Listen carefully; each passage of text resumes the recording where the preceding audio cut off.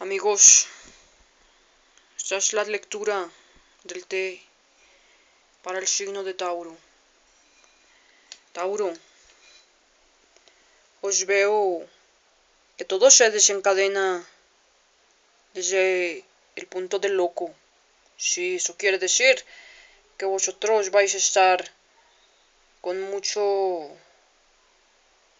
deseo de realizar cosas alocadas, cosas diferentes. No vas a medir riesgos. Os veo que no vas a medir riesgos. Aunque después os veo aquí. Sí. Os veo una gran parada.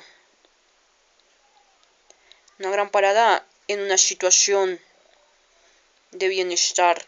Vas a estar meditando. Después de que entres en esa situación de locura, después vas a estar meditando las cosas.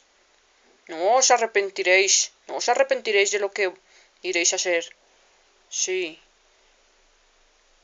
Os veo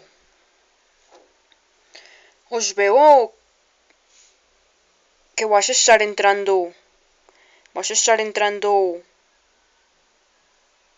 en comunicaciones con una persona. Es una persona muy serena, muy tranquila, parece ser.